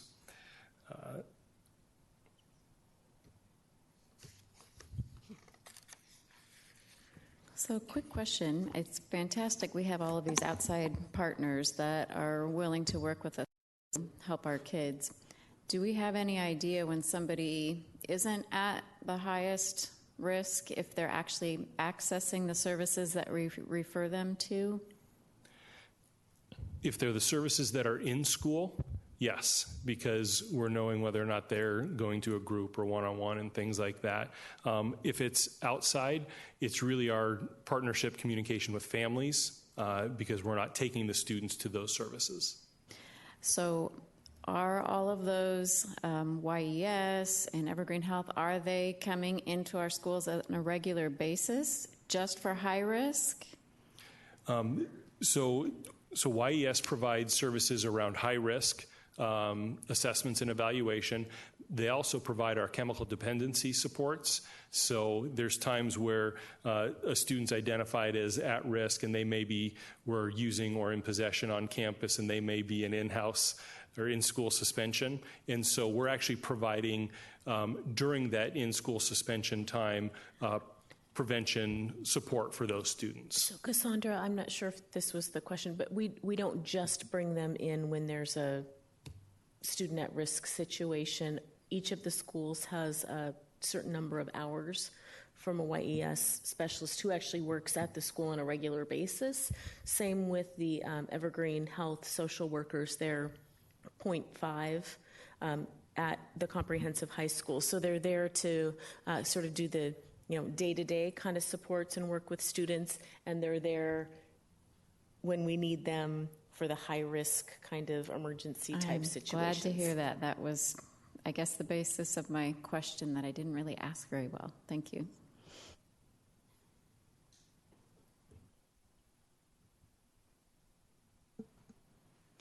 Okay, thank you for the report. Thank you for the update on.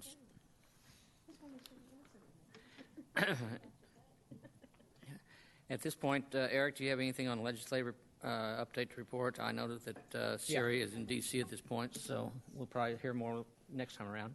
So go ahead. Sure, yes. Hold on.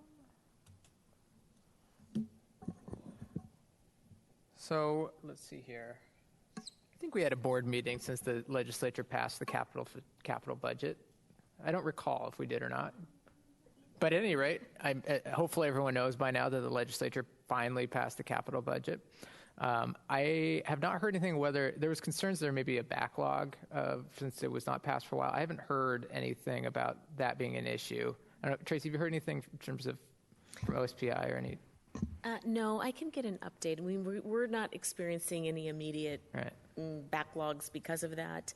We just think it could be an issue moving forward, but I can see if we can get any more detailed update on that. So in terms of what the legislature is doing now, tomorrow is the cutoff for bills to be passed out of a fiscal committee. So there are some interesting bills still pending, including one that would reduce the required passage rate for school bond elections from 60% to 55%.